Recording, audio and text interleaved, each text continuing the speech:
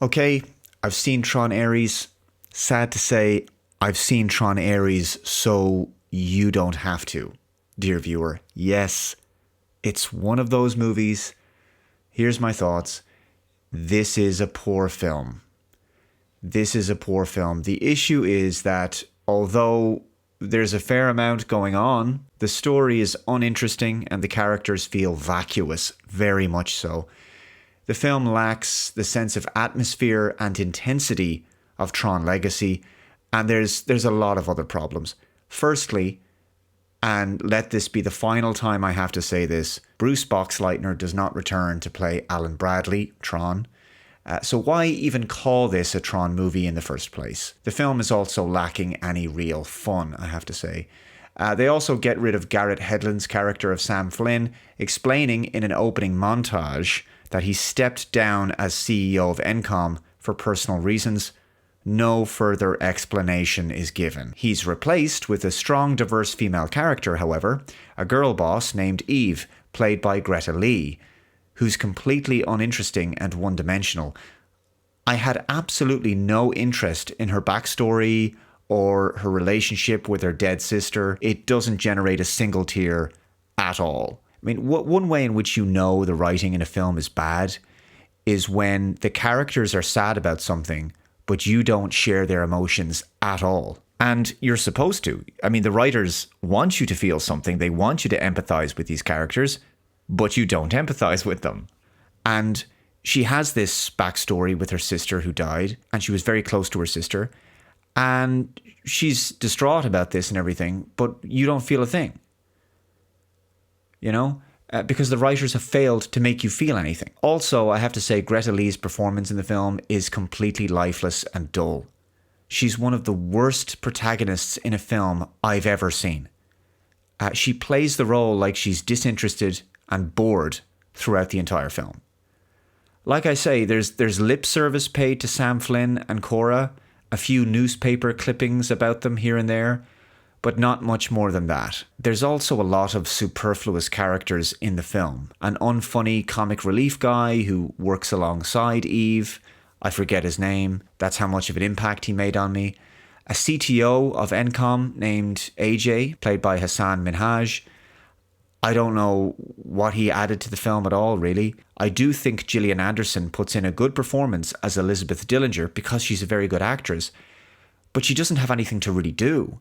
Evan Peters is quite good as Julian Dillinger, the primary villain, but the story of Eve and her dying sister is uninteresting to me, like I say. Why do I care about these characters? To me, as a fan of Tron and Tron Legacy, these characters feel like interlopers in the series. They have no business being in these films. They have nothing to do with Kevin Flynn's legacy and his family. Give me Sam Flynn and Cora. Give me Alan Bradley.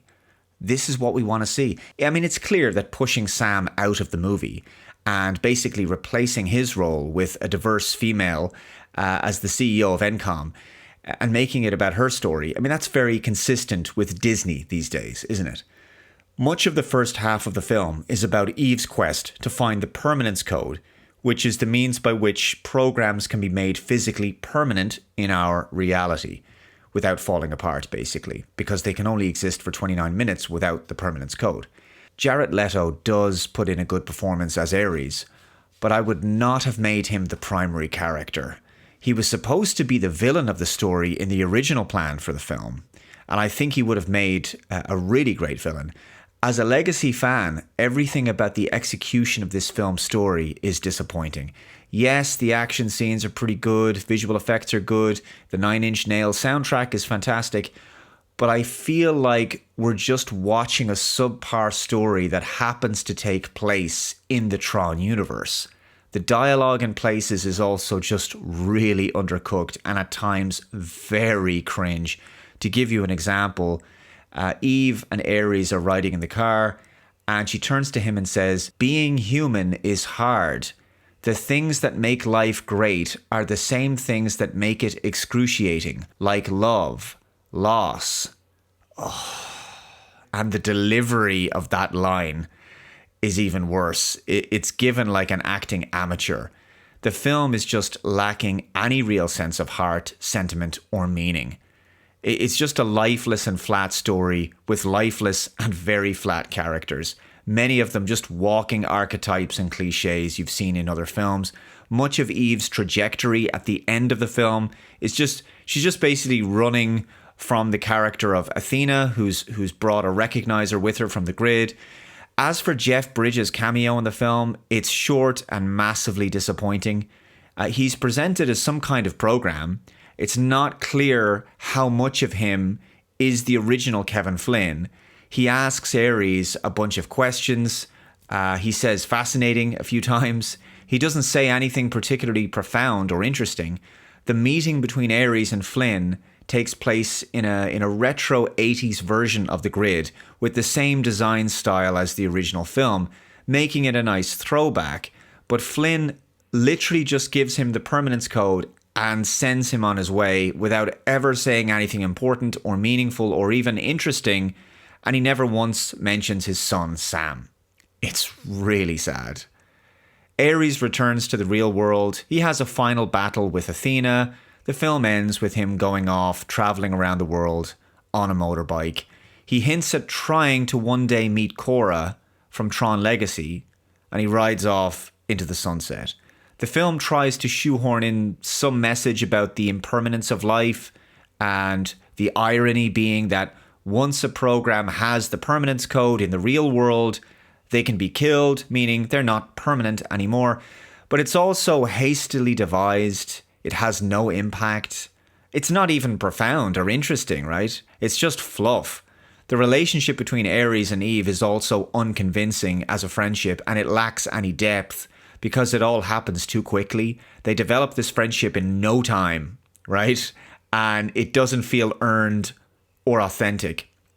I know the term slop is thrown around a lot these days when it comes to bad Hollywood movies. And I do find myself trying not to use this word in my videos. For the last few months, I've actually decided not to use the word slop because everybody's using it.